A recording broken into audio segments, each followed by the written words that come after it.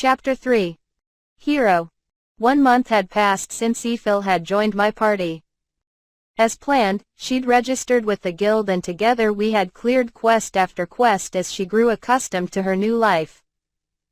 Today, we were happily in the middle of another monster subjugation. "It's quite far off, but can you see them?" I asked Ephil from the bottom of the tree she was perched on. "Not a problem, master. There are 3 elder tree ants and 2 blood mushrooms. That lass's eyesight never ceases to amaze me. I can't see a thing." "Yep, I can't see anything either." Our party was currently in the deepest part of Sangria Forest, a rank B dungeon. The heavily overgrown region had a thick canopy that blocked almost all sunlight, giving birth to a dim and eerie place beneath. Thanks to that, our field of view was extremely limited. Ephil, the eyes of our party, had already risen to rank C as an adventurer. Although there was a lot that had confused her in the beginning, once she'd gotten the hang of things she had shot up through the ranks in the blink of an eye. "All right, Ephil, start us off here." "Understood, master." The weapon that Ephil had ultimately chosen for herself was the bow. The morning after I'd told her to think it over and choose her skills. She had come down to breakfast with archery and farsight already raised as high as possible with the skill points that she'd had on hand. Thanks to those new abilities, she'd quickly grown comfortable with her new weapon, a bit too comfortable, some might say. During her very first practice session at the guild's archery hall, every one of her arrows had hit the bullseye. And yes, that was the first time she had ever fired a shot. I was dumbfounded, as were the handful of adventurers who had happened to be around and were spectating on a whim. "Clo-chan, ready?" Sitting on Ephil's shoulder was Clotho, who had made itself smaller than my palm. Despite its size, its strength was unchanged. It was absolutely perfect as a guard escort. "Here I go." Ephil drew her bow, then released it. In spite of the poor visibility, and although she was several hundred meters away, her arrow flew true, almost as if it had been sucked straight in by its target. Gawk! The huge log that had been an elder Trent just moments before fell heavily, an arrow sprouting from the middle of its forehead. The other tree ants warily scanned their surroundings, but were unable to spot Ephil. And while wearing a maid uniform, no less. You youngsters nowadays. It's not like you don't know she retailored the outfits herself. She crammed pretty much every enchantment she could into those things. Tailor-made by a maid, eh? You said it, not me. What Ephil was wearing at the moment was one of the many outfits she had received from Claire San, albeit with numerous improvements to make it much more suitable for fighting in. My original plan had been to acquire the sewing skill and do it myself, but to my surprise, Ephil had vehemently objected. "Master, please let me be the one to get sewing." Apparently, the image of the ideal maid that Ephil was going for also needed to have a mastery of sewing. True to her word, she had used the growth points earned from her subsequent level-ups to acquire the skill, up until she could make the clothes that she was wearing now. This was actually the 3rd version of her outfit. Every time we got our hands on higher-grade materials, and every time she raised her skill rank, she would upgrade her clothing little by little. Her current wardrobe was the end product of all her efforts so far. Confident that I could leave the sewing to her, I had decided to acquire smithing instead. I had started to feel the limitations of the equipment that could be purchased in Parth. Which had prompted me to decide, rather simplistically, well, then I'll just make the weapons and armor for us all. Purchasing the skill was easy, but I immediately found myself facing the problem of where to get my hands on smithing tools and, more importantly, where to practice the craft. Thankfully, a short word with Guildmaster Rio proved to be all that was needed. Using the influence of the guild, Rio had managed to help me borrow a place, and had also hooked me up with a smith who was willing to teach me.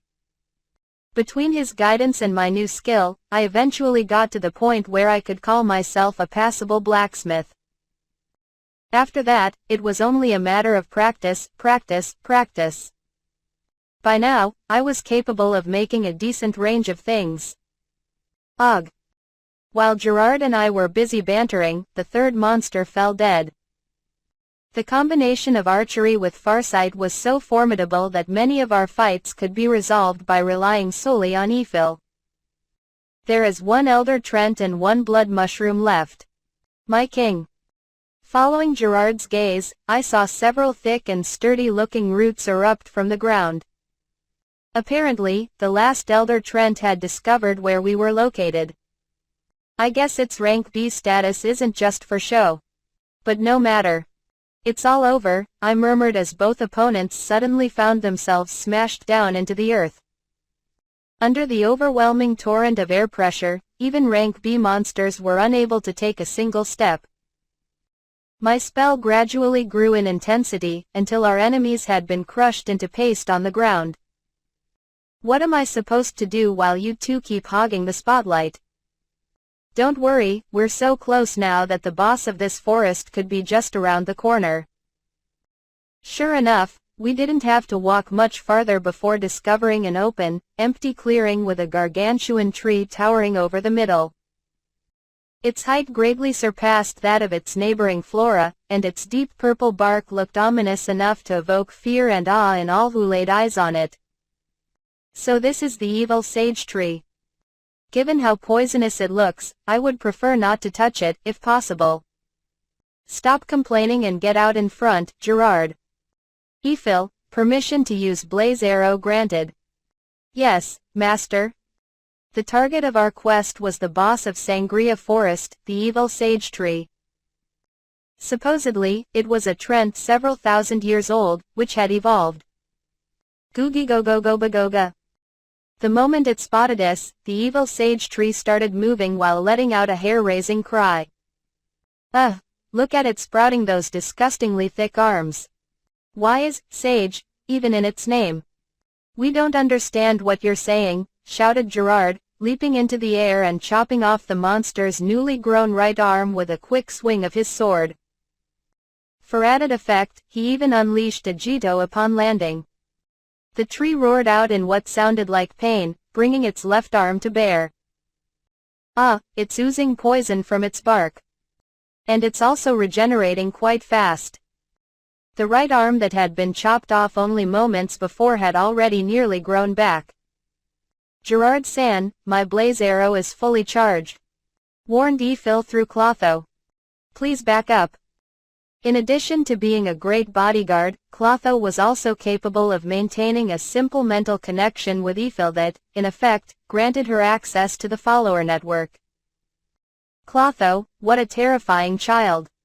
You got it. With the buff from Sonic Boots in effect, Gerard managed to retreat so quickly that even the evil sage tree lost sight of him. Perhaps having felt an impending sense of danger thanks to its many years of experience, the creature raised up extra thick roots from the ground and wrapped them around itself. The toughness of those roots far surpassed that of Earth Rampart, and they were oozing a deadly poison from every inch. What are you, a sage in an ivory tower? Flames spurted from Ephil's arrow in all four directions, gradually converging on the arrowhead. Blaze Arrow was an original move devised by Ephil that combined her proficiency in both archery and red magic. It hardly needed to be said, but Blessing of the Flame Dragon King greatly helped to increase the power of this special move. Upon release, the arrow screamed toward its target, scattering streaks of scorching heat in its wake. The seemingly impenetrable defense raised by the evil sage tree practically melted before it, opening a clear path towards the monster itself. The attack almost looked like a dragon's breath from the side. Gah.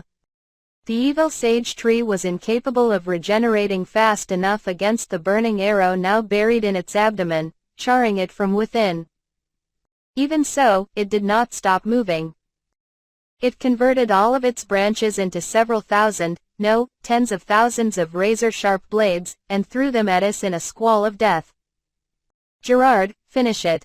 Thank you for the support, my king. With his greatsword enchanted with Vortex Edge, Gerard stepped up to face the oncoming attack. A single swing of his blade dispelled the entire onslaught, granting him the chance to reach the heart of the monster. Ooh-ah! With one last dying cry, the ancient creature finally fell, bringing an end to the fight. Hey, Kelvin. Finished with another quest? While passing through Parth's western gate on our way back from the forest, I was greeted by the guard on watch. You bet. I also got my hands on some really good materials. Ha ha ha, look at that matter-of-fact attitude of yours. Only to be expected of Parth's #1 adventurer. Over the past month, partly for E-File's training, we had taken on a large number of subjugation quests.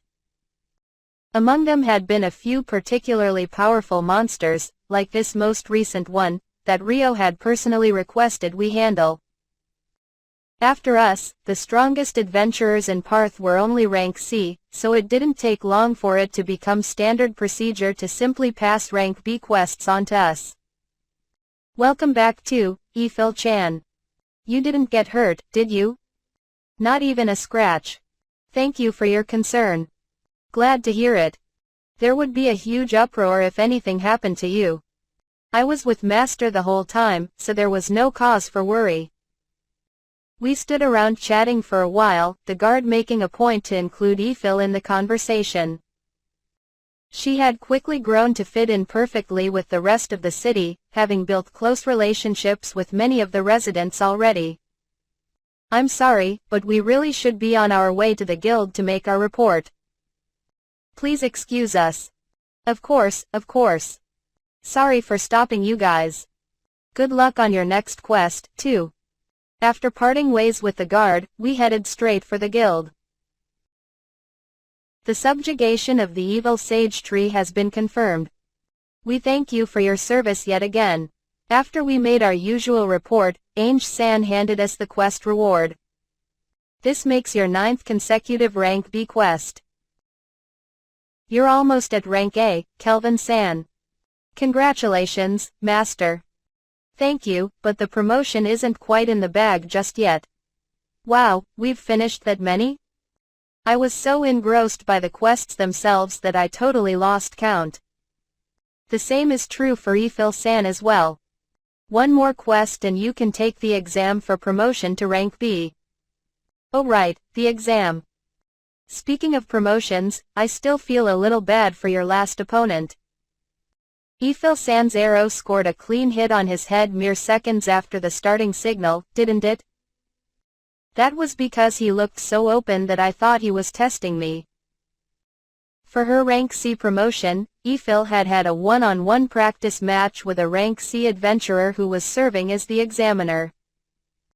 There was no need to actually defeat him, as the purpose of the exam was merely for her to prove that she possessed abilities on par with rank C. During the exam, Ephil had activated concealment the instant the starting signal rang out. She had moved into the examiner's blind spot and shot just one arrow, which had struck the examiner, and the test was over, just like that. Fast, couldn't even begin to describe it. Although the arrow was blunted, the examiner had been rendered unconscious. Perhaps he had taken the blow in a bad spot, or maybe there had just been that much force behind the shot. The injury itself had been cause for some concern, but it was his pride that had suffered the greatest damage. The adventurer who served as your examiner, Uld-san, is a veteran with years of experience under his belt, all right. It's you two whose power levels are over the top. At the time, Ephil had already been strong enough to hold her own in a rank B dungeon. There was no way a rank C adventurer could get the better of her, but apparently that was quite out of the ordinary. Ah, yes, Ange-san. I found a cute confectionery the other day. Would you like to go there together one day? Oh, really? Let's go, let's go. It's a promise, Ephil-chan. Ange-san, your work mode has switched off again. This past month, Ephil and Ange-san had grown extremely close. While at work, the two of them did make an effort to keep things professional, but as could be seen, that front easily crumbled at even the slightest trigger. "A promise it is," replied Ephil with a beautiful smile. "This girl really is an angel." Speaking of heavenly beings, Melfina was currently away on a business trip or something. Supposedly, she was off granting a prophecy to the oracle who had previously summoned the heroes. To hear her tell it, the subordinate she had left her duties to had suddenly come to her with an urgent report. I really don't want to go, but I've got no choice, so I'll take care of it in a jiffy. Until I get back, make sure to protect Ephil." "All right, honey." She left the follower network. Am I misreading this, or is Melfina becoming more and more like Ephil's mom or older sister? "So then, master, when would you be free?" Wait, I'm coming too?" "If you don't mind, I kind of want to discover what pastries best suit your tastes." "Ah, I'm curious about that too. What kind do you like?" Unable to withstand the urging from both sides, I eventually folded and promised to join them. However, if I was to be honest, the taste of this world's sweets paled greatly in comparison to those back in Japan. They had no cake with cream on top, with the closest approximation being nothing more than pancakes topped with piles of fruits. As someone who had tasted Japanese pastries before, the sweets in this world felt far from adequate. In between quests, Ephil was learning how to cook from Claire San.